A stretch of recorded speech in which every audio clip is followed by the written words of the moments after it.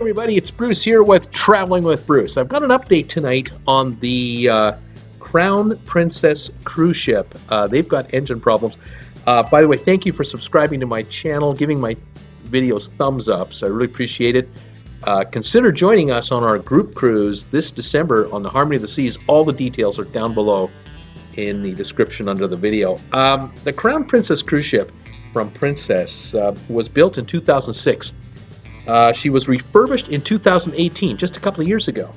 She can handle 3,674 passengers, 1,200 crew. She's got 18 decks, 945 feet long, 157 feet wide, 113,000 gross tons, one big ship. Now, this ship has two main generators in the engine area, and the story goes that since the 6th of January, 8 days ago, one of the two generators is offline and has been under repair. The cruise line has been trying to operate the Crown Princess cruise ship normally with just the one generator. The problem is that with all of the needs that the ship has for electrical power for all of its operating systems, including all the kitchens and the plumbing and the air conditioning, they don't have enough electricity to power up the engines to full speed. This ship is not running at regular speed at all. On the current 10-day cruise that ends on the 16th of January, they've had to cancel 3 ports of call. The cruise line has insisted that 2 of the ports of call were canceled due to rough weather, but it is undeniable that one of the calls were canceled because the ship could not make it on time to where it had to be.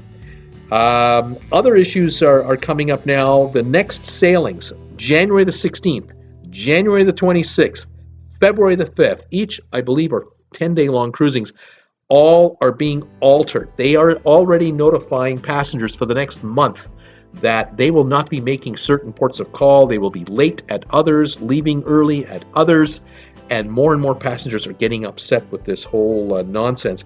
It now appears that the second generator, the generator in trouble, will not be fully repaired until at least February the 15th, which means that 35 days will pass from the beginning of the generator problems until the generator is repaired, and we're all crossing our fingers that the one generator that is being worked right to its maximum capacity will stay intact and handle the strain that is being put on it. Quite the story. If you read the press reports, it sounds like it's just a technical issue, not a big deal. But if you read between the lines, you'll realize 4 cruises are affected over 35 plus days. A whole bunch of ports are being missed. Passengers are getting partial refunds. Many are upset, especially those who are missing ports of call they were really looking forward to. And the cruise line won't take this ship out of service. They are running it even while they only have 1 of 2 generators working, and they insist all is well. We'll see. We'll keep following the story. If you have any comments, leave them down below. Thank you for watching today. This is Bruce with Traveling with Bruce saying we'll see you next time. Bye for now.